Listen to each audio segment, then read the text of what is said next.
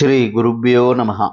தெய்வத்தின் குரல் மூன்றாம் பகுதி 249வது தலைப்பு. உபயோகமில்லாததன் உபயோகம். அர்த்தசாஸ்திரம் இருக்கிறது.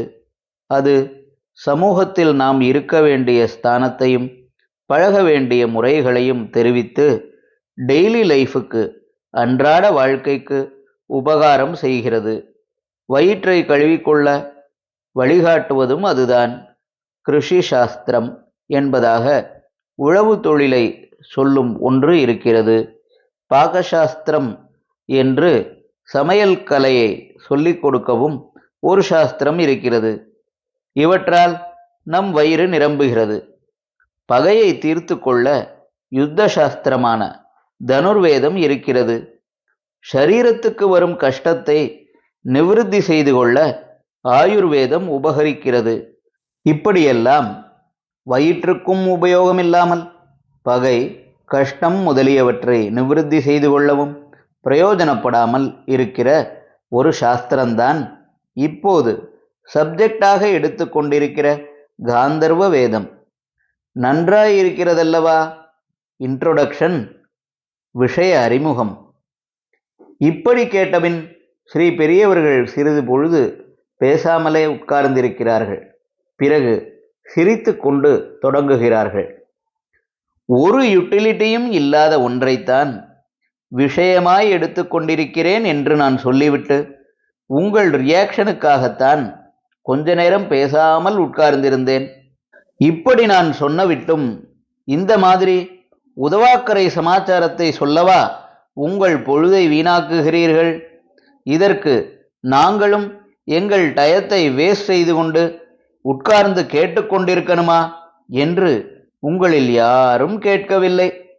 எழுந்திருந்து போகவும் இல்லை.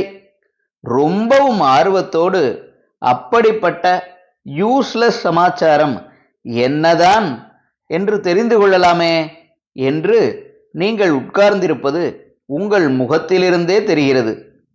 யூஸ்லெஸ்ஸான ஒன்றுக்கும் ஒரு சாஸ்திரம் அதை பற்றி சொல்லப் போகிறார் என்பதாலேயே ரொம்ப இன்ட்ரெஸ்டிங்காக பொழுது போகும் என்று ஆவலாய் உட்கார்ந்திருக்கிறீர்கள். என்னை கேள்வி கேட்டோ எழுந்திருந்து போயோ உங்களுடைய உண்மையான ரியாக்ஷனை காட்டினால் அது மரியாதை குறைச்சலாகுமே என்பதற்காக நீங்கள் உட்கார்ந்திருக்கவில்லை என்று நன்றாக தெரிகிறது. அப்போது பல்லை கடித்து கொண்டு வேண்டா வெறுப்பாய் உட்கார்ந்திருப்பீர்கள். இப்போதோ உங்கள் முகத்திலேயே கியூரியாசிட்டி எழுதி ஒட்டி இருக்கிறது. இதிலேயே தான் காந்தர்வ வேதம் என்ற யுட்டிலிட்டி இல்லாத விஷயம் எப்படி ஒரு சாஸ்திரமாக உபவேதமென்றே பெத்த பெயர் இருப்பதாக ஏற்பட முடியும் என்பதற்கு ஆன்சர் இருக்கிறது. யுட்டிலிட்டி என்பதாக நடைமுறை வாழ்க்கையில் பிரயோஜனம் உள்ளதாக இல்லாமல் இருப்பதற்கும் மனுஷனை கவர்கிற ஏதோ ஒன்று இருப்பது, இது உபயோகமில்லாத சப்ஜெக்ட் என்று நான் சொன்ன பிற்பாடும் நீங்கள் இதில் ஆர்வம் காட்டுவதிலிருந்தே ப்ரூவ் ஆகிறது.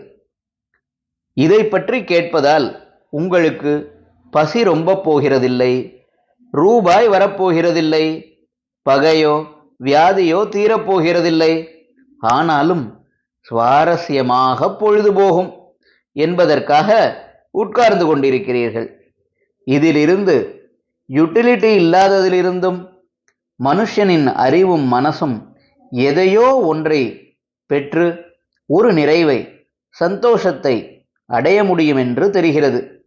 பிரத்யக்ஷமாக இதோ இத்தனை பேர் இந்த ராத்திரி வேளையில் எத்தனையோ காரியத்தை விட்டுவிட்டு இதை பற்றி அறிகிறதற்காக உட்கார்ந்திருப்பதில் நிரூபித்து காட்டிக் கொண்டிருக்கிறீர்கள்.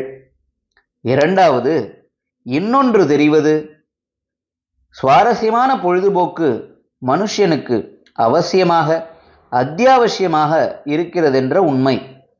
இது பணத்தை கொடுக்க வேண்டாம், வயிற்றை ரொப்ப வேண்டாம், பொழுதுபோக உபயோகமாகிறதோ இல்லையோ அது போதும் என்ற எண்ணம் ஏற்படுவது இதனால்தான்.